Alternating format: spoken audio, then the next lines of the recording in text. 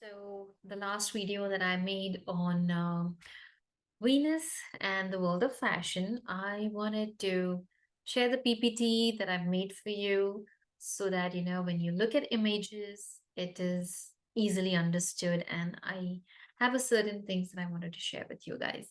So let's get started with that. Let me share the PPT here. Okay. Right. I hope you guys can see this. Okay, where is the slide? Let's, right. Okay. Woohoo! Finally, here we have it. So, Venus in astrology is the planet of love, beauty, and relationship. This is a very common theme that we understand of Venus.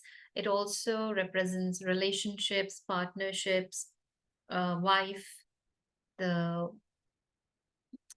spouse. Okay. But when you look at it as a spouse, then there are layers to it as to how and you know the other things that you have to consider in the chart.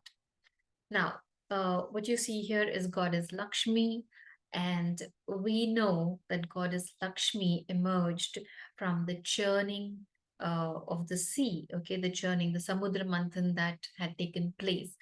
And the same belief system that Venus emerged out of the sea also is believed in other cultures.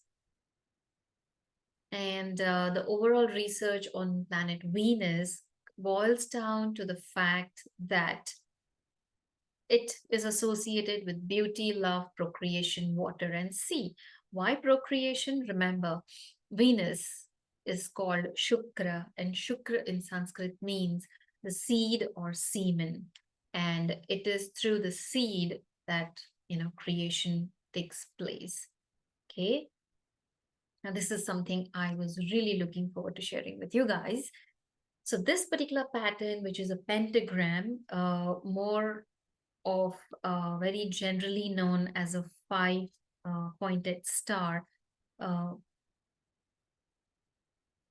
yeah, it's a five pointed star, uh, which is basically, so this is the pattern that is developed when Venus has its rotation or the revolution uh, of Venus around the sun every year.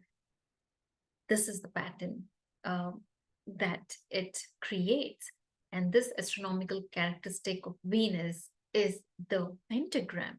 Now, it also follows the golden ratio. So, there are a lot of documentaries on the codes that are hidden in nature, which are so proportionate, and you find it in each and every element out there, related to codes, related to golden ratio, related to how everything is connected. There are like these amazing documentaries available. So you should watch them, and you will see how every little thing is connected, and this divine geometrical pattern exists in everything. Okay. So this particular pattern is also a pattern, or you can say the shape of a pentagram is also found in the fruits. And hence, Venus, the planet, is also associated with fruits. And that's why when you go to a temple, you take fruits for the god. Okay, you offer fruits to the deity, you offer flowers. Flowers is denoted by Jupiter. So fruits has to do with Venus. Now, coming to this, because why I wanted to share about the movie here, which is, yeah, is because if you look at this, oops, sorry. Okay. Uh-oh. Okay, let's go back here. Right. So if you see this,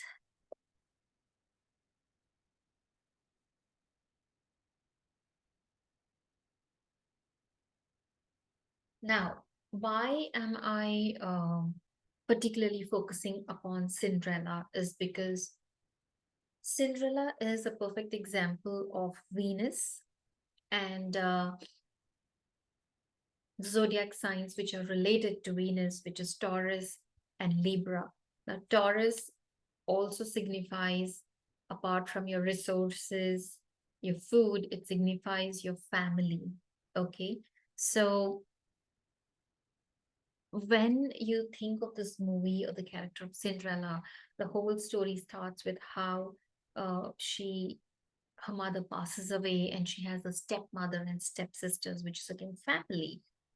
And her quest of coming out of it, okay, the entire struggle of uh, coming out of that particular limitedness, uh, the it's like she being caged, in this bad reality, and breaking through that and finding her Prince Charming, which is represented by Libra, which is your partner, your marriage. So she finally meeting her Prince Charming. Now, this particular constellation that is related to Cinderella is Uttar Bhadrapad, okay?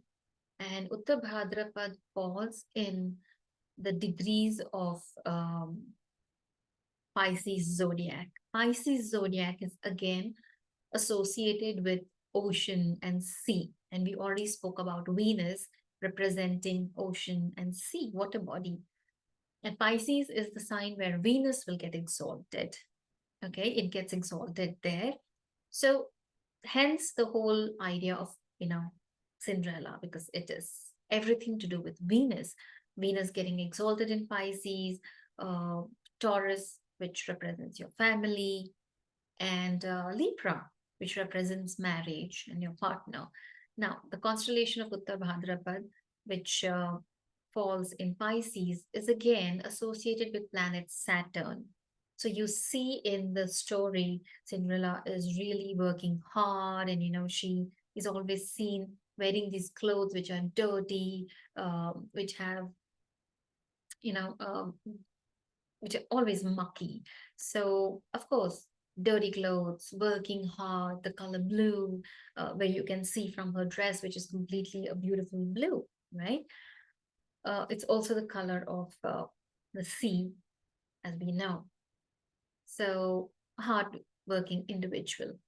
And Pisces, like I mentioned, represents sea and ocean. Venus gets exalted. Now, coming to Libra, which is the sign of partnerships and marriage. Again, planet Saturn gets exalted in the sign of Libra. Okay. Taurus, moon gets exalted, not Saturn. Uh, Moon again represents the mother, and here Cinderella's story revolves around her mother passing away and she having a stepmother now.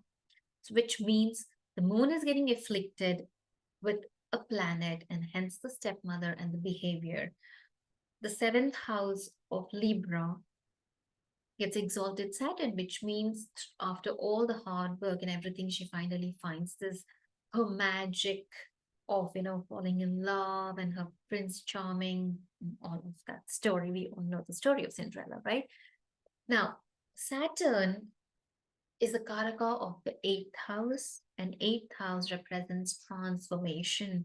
So Cinderella's character and the story is all about her transformation from struggling to having it all. Okay. And if you look at this, actor Lily James, who has played Cinderella in this movie, is having her moon in the constellation of Uttar Bhadrapad. And Venus, of course, getting exalted in the sign of Pisces, it denotes beauty, fashion, jewelry, love, marriage, bed, because Pisces is the sign where we see the happiness of the marriage. Eighth house, which is Scorpio, is what is hidden. Okay. And also, Venus gets exalted in the sign of Pisces. So, Pisces is the last zodiac sign in the belt, which means it is moksha. It is the end of it all. And this is where, after you've been through all the steps of your life, now you want to uh, just let go and let God be. You want to attain moksha. Yeah, that's why a lot of us get into the spiritual journey after a certain age, mostly. Okay, this is the general public how it happens. So Venus represents your materialistic side as well as spiritual side. Okay, so it has the best of both the worlds.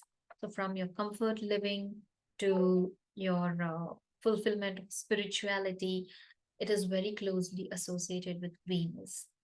Um, so, what Venus tells us or reminds us is that the good things in life are often those which are both spiritual and physical in nature.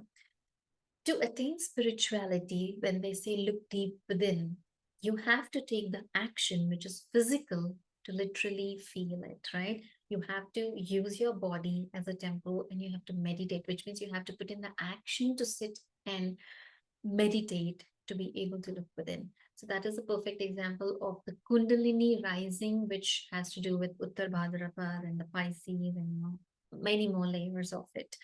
And on the right way, you can see the image of goddess Lakshmi sitting in the center during the Samudra Manthan being taken place is also an indication of the Kundalini, as well as this is the birth star, okay, of goddess Lakshmi is Uttar Bhadrapad. So I am so happy that I finally got to share the slide with you and you guys have seen the images. Let me know if you liked this video better, and I will keep sharing more. Thank you.